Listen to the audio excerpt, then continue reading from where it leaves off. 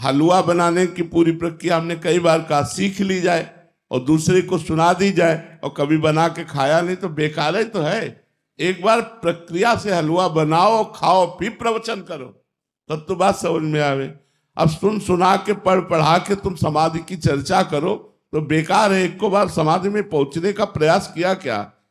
आओ समाधि भीतर, चित्त वृत्ति का लोप करके भगवद आनंद में, तो वो साधन ही नहीं है आपके जीवन में, तो इसके लिए साधन करना पड़ेगा। बिना साधन के समझ में थोड़ी आएगा जी। कलयुग है, वैसे संतों की वाणी से कुछ बुरा निकलता नहीं। अगर कभी ऐसा कठोर लगे तो मतलब गुस्सा नहीं होना चाहिए, क्योंकि गुरु वाणी, संत वाणी ये ज्यादा प्यार दुलार की भाषा नहीं बोलते हैं।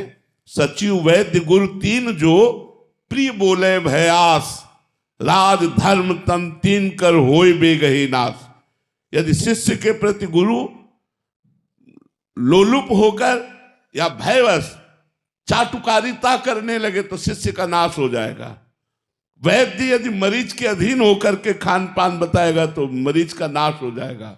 मंत्री यदि राजा को सही सलाह देने वाला चापलूसी करे, सही सलाह ना दे तो राजा का नाश हो जाएगा।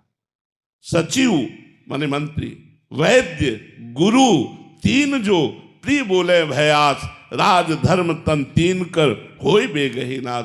इसलिए जब सही बात बोली जाएगी तो हो सकता है थोड़ा लगे कि चुभता है। जब कोई ये कहे ना कि वाह वाह धन्य है आप योगी हो, तो आपको खुशी होगी, और जब आपका निषेध कर रहे हैं तो कहीं बुरा न लगे। इसलिए प्रार्थना है कभी किसी को कोई ऐसी बात बुरी लगे